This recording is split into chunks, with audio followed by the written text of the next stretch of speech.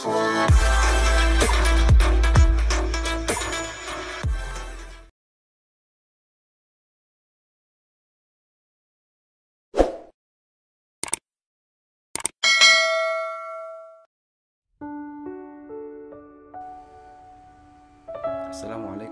warahmatullahi wabarakatuh. Bismillah, alhamdulillah, assalatu wassalamu ala rasulillah wa ala habibillah wa la hawla wa la quwwata illa billah. Pada hari ini kita akan mempelajari terkait iman kepada hari akhir atau hari kiamat, khusus untuk kelas 12 SMA atau SMK atau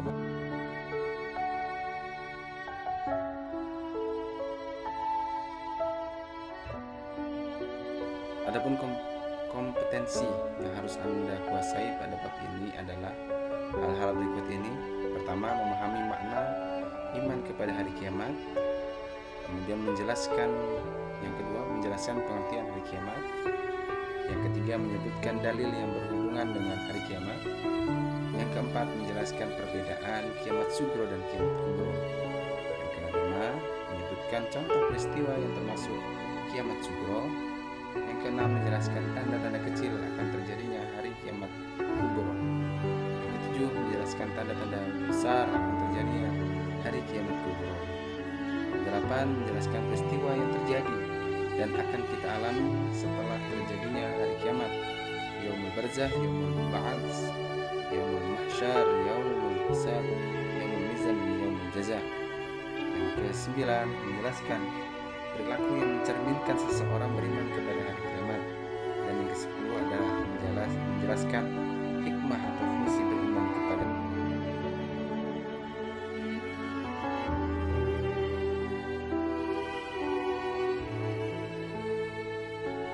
pengertian iman kepada hari akhir atau hari kiamat.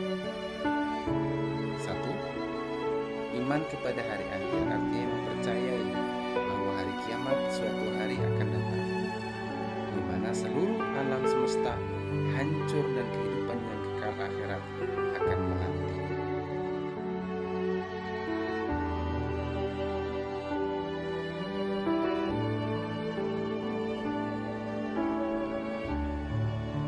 Kemudian yang kedua adalah hari mulai hancurnya alam semesta beserta isinya dan berakhirnya kehidupan seluruh makhluk Allah Subhanahu wa Ta'ala. Pada saat terjadinya hari kiamat, semua makhluk yang ada di dunia ini akan musnah, langit hancur, gunung-gunung meletus, lautan meluap, dan bumi memuntahkan segalanya.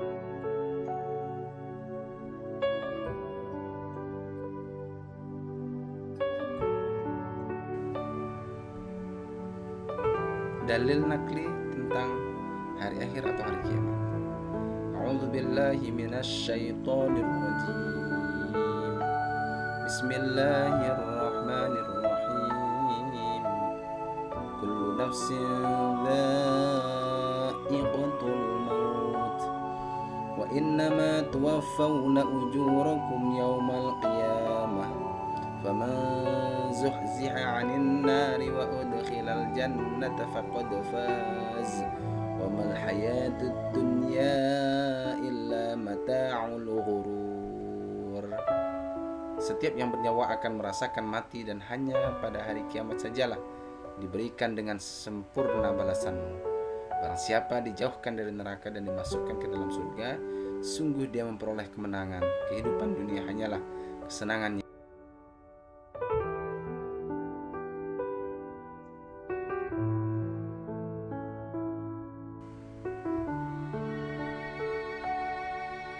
Dalil naklis selanjutnya tentang hari kiamat atau hari akhir: wala tad'u ma'allahi ilahan akhar la ilaha illahu kullu syai'in halikun illa wajhah lahul hukmu wa ilaihi turja'un. Artinya, janganlah kamu sembah di samping menyembah Allah Tuhan apapun yang lain. Tidak ada Tuhan yang berhak disembah melainkan Dia.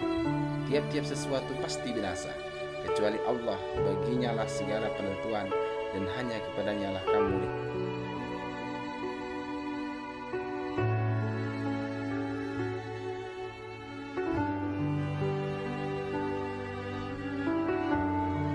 Jenis-jenis hari akhir atau hari kiamat.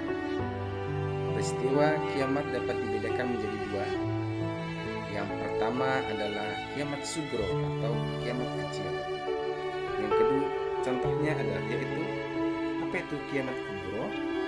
Yaitu berakhirnya sebagian kehidupan baik secara alami maupun karena bencana alam. Contohnya terjadinya kematian, terjadinya musibah seperti banjir, gempa bumi, gelombang tsunami dan sebagainya.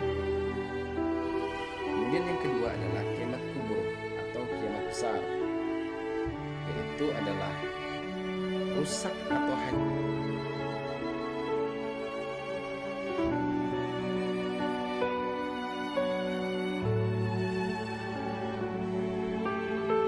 Kemudian contoh-contoh kiamat sugro. Yang pertama, meninggalnya seseorang baik secara alami maupun karena bencana alam. Ini adalah salah satu contoh kiamat sugro. Yang kedua, terjadinya musibah atau bencana alam seperti banjir, gempa bumi, gelombang, tsunami.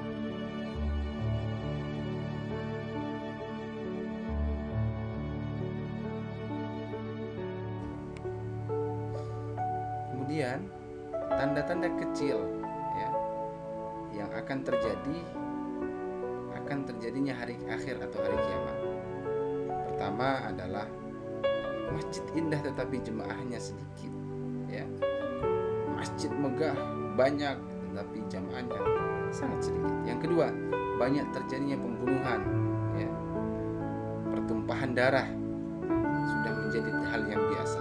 Yang ketiga, waktu yang berlalu terasa semakin singkat ya. Kita sudah mulai merasakan dalam sehari atau bahkan sejam itu sangat singkat sekali.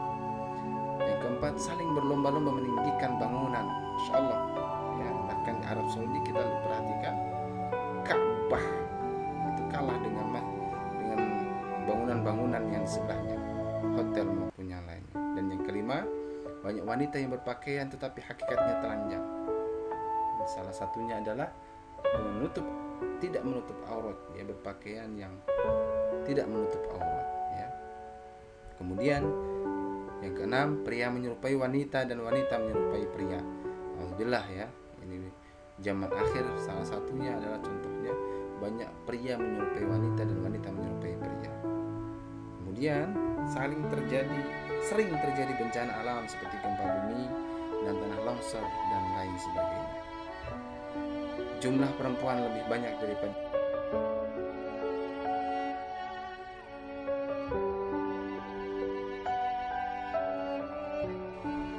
adapun tanda-tanda besar akan terjadinya yang kiamat kubro ya. Yang pertama adalah munculnya asap ya. Kabut asap atau yang disebut ad-dukhan ya. Yang kedua, turunnya Dajjal rahmatullah. Keluarnya binatang melata, dabbah. Dan yang keempat, terbitnya matahari dari barat. Kemudian yang kelima, 3 kali terjadi gerhana bulan berturut-turut.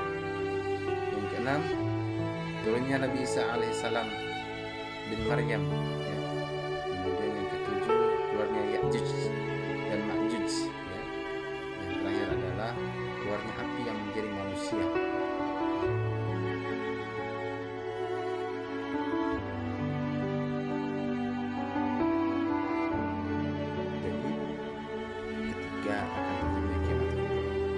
Perilaku yang mencerminkan iman kepada hari akhir atau hari kiamat ya. Yang pertama adalah mendorong seseorang untuk selalu berbuat baik ya. Menghindarkan perbuatan buruk karena meyakini ada balasan setelah kematian ya. Kemudian yang kedua, tidak terlalu mencintai dunia karena meyakini bahwa dunia hanya sementara dan akhirat selama-lamanya. Contoh kalau kita iman kepada Allah. Yang ketiga, ada rasa tanggung jawab terhadap amal soleh dan amal ibadah ya. Tidak hanya bermain-main dalam beramal soleh, khusyuk dalam beribadah. Yang keempat, menjadikan dunia sebagai ladang amal untuk melaksanakan ibadah, baik wajib maupun ibadah sunnah. Dan yang kelima, menjauhkan diri dari perbuatan-perbuatan keji atau maksiat ya, nahi mungkar.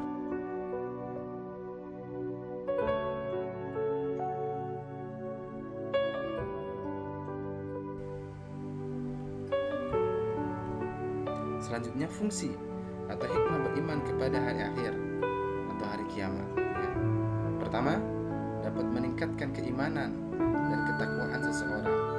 Kepercayaan seseorang terhadap hari akhir membuat hidup seseorang menjadi teratur. Mereka akan berusaha selalu berperilaku baik dan menjauhi dosa. Mereka akan sadar dan yakin bahwa apapun yang diperbuat di dunia akan dipertanggungjawabkan dan mendapatkan balasan dari Allah SWT. Yang kedua, akan senantiasa berbuat baik dan menghindarkan perbuatan dosa yang sia-sia. Sebagai buah dari keimanan dan ketakwaan itu, seseorang yang meyakini akan hari akhir akan berusaha menghindari perbuatan dosa dan selalu berbuat baik. Kemudian yang ketiga, akan mendorong seseorang untuk bersemangat dalam berkarya. Harus disadari untuk kehidupan akhirat, seseorang harus membawa bekal yang cukup. Oleh karena itu, pada kehidupan di akhirat akan mendorong kita untuk lebih bersemangat dalam berkarya sebagai bekal kehidupan di akhirat kelak. Yang keempat, mendidik manusia untuk belajar dan memprediksi serta mempersiapkan masa depan kehidupan dengan sebaik-baiknya.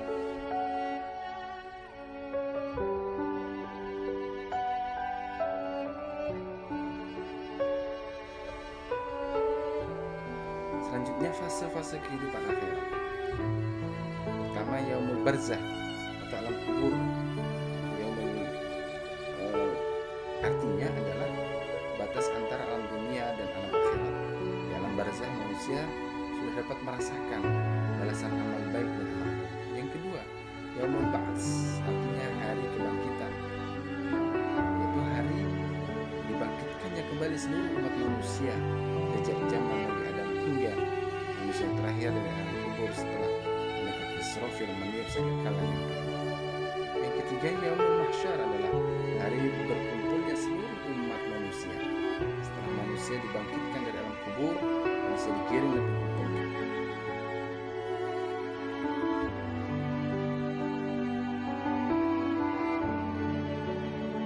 Perbuatan yang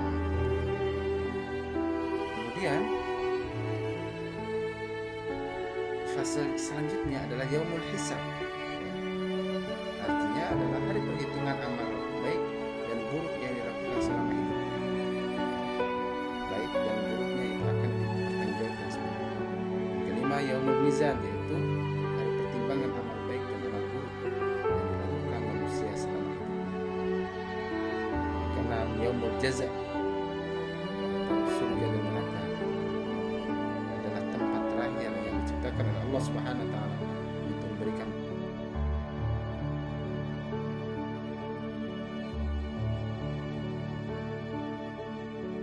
kemudian tingkatan-tingkatan surga. Dan di sini akan melihat ada tingkatan surga. Ya.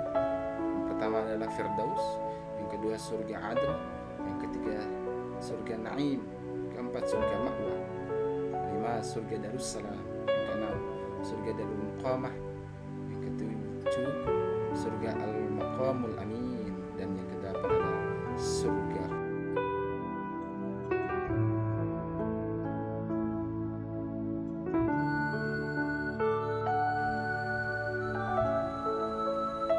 gambaran nikmat surga yang akan kita dapatkan ketika nanti kita masuk ke dalam surga. Yang pertama, dapat melihat Allah Subhanahu wa taala. Makanannya lezat-lezat, minumannya enak-enak, pakaiannya indah-indah, ya. Raut wajahnya berseri-seri dan selalu tampak muda. Tempat istirahatnya di atas permadani, di bawahnya mengalir sungai yang indah. Malaikat menyambut dengan ucapan keselamatan atas kamu dengan berkat kesabaran.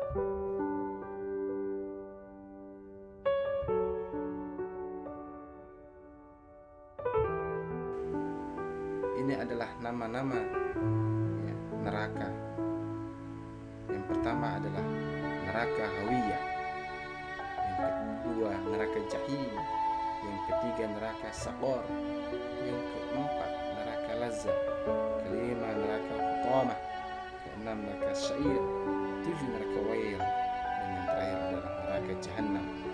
Naudzubillah, mudah-mudahan kita tidak menyentuh sama sekali.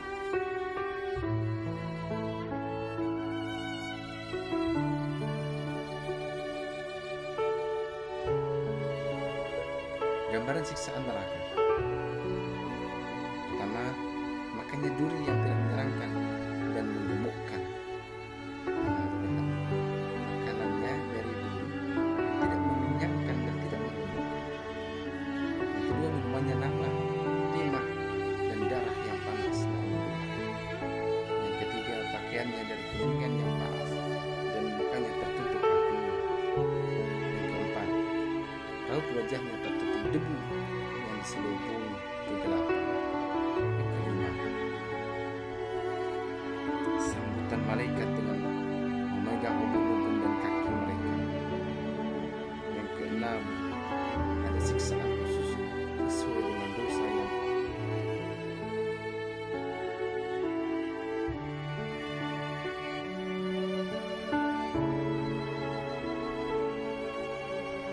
amal soleh di dunia akan dibalas dengan kenikmatan di surga, sedangkan dosa yang kita lakukan akan dibalas dengan kelebihan di neraka. Mana yang harus Anda pilih? Kehidupan yang nyaman di surga dengan serba kemewahan, serba keindahan, atau kehidupan neraka panas bagaimana?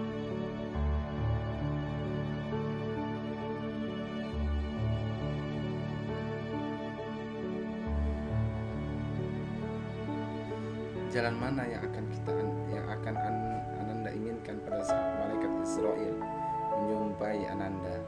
Mungkin Ananda pulang dipaksa.